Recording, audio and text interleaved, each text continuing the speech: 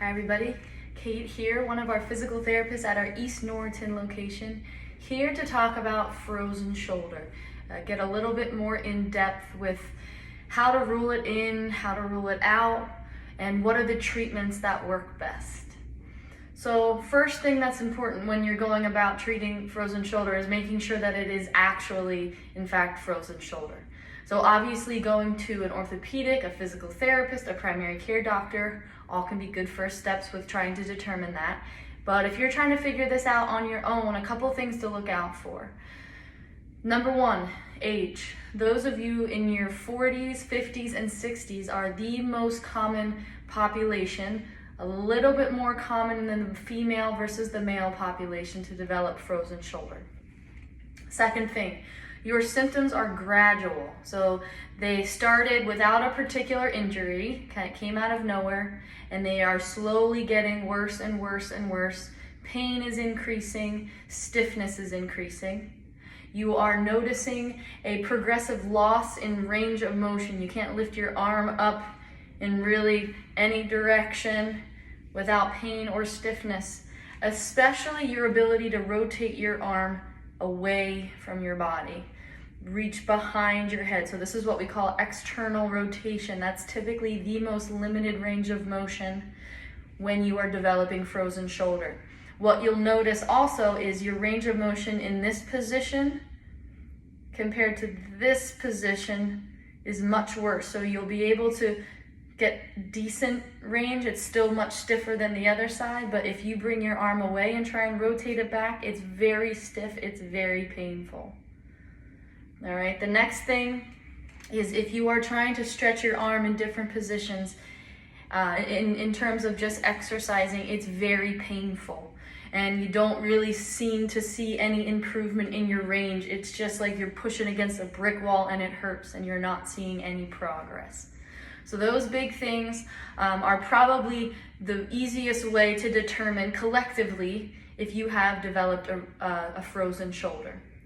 On the other side of that, if you're noticing, okay, well, I've had gradual symptoms over the last couple of months. I didn't really have any injury that caused this, but you have full range. Now, maybe it's painful, but if you have all of your range of motion, but maybe it just hurts getting up there and it's really painful at the end, but you can move it as much as you want, it just hurts, more likely it may be something else, maybe a rotator cuff issue, a bicep issue.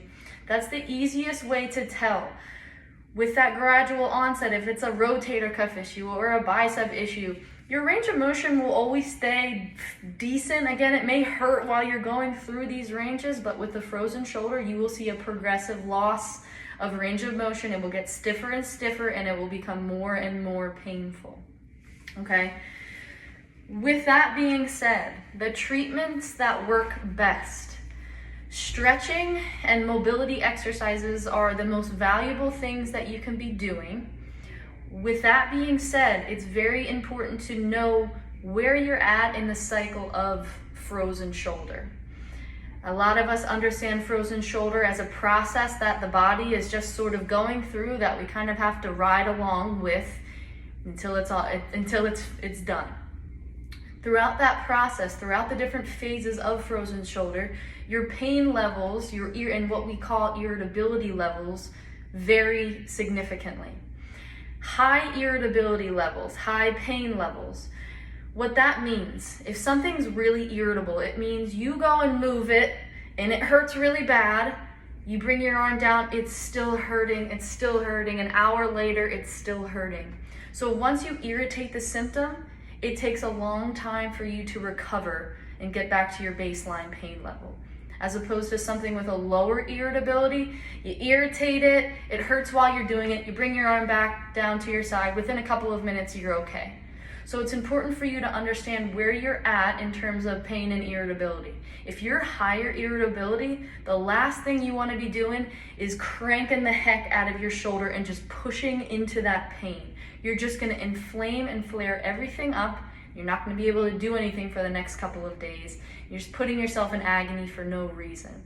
So if you're higher irritability, relatively pain-free range of motion. So you're not really trying to improve the range, you're trying to maintain the range that you currently have, and you're not really trying to push the limits. As opposed to if it's a lower irritability, crank the heck out of it. Now with that being said, there's still such thing as too much, but you're able to be a little bit more aggressive with improving the range of motion with something that isn't as irritable and cranky as a higher irritability level. Stretching is the best thing for it, depending on irritability, in addition to cortisone injections. So injections and stretching have been found to be the most beneficial way for treatment while your body is going through the process of adhesive capsulitis. There are a lot of variations. There is a lot of variability with treatment. Everybody coming in with a frozen shoulder has a different presentation with pain levels, with range of motion, with strength, where they're at in the process of the frozen shoulder. My best recommendation is get yourself to a physical therapist to be formally evaluated. But I hope some of these things help you identify what's going on in your body so you can start to address it before you see a healthcare provider.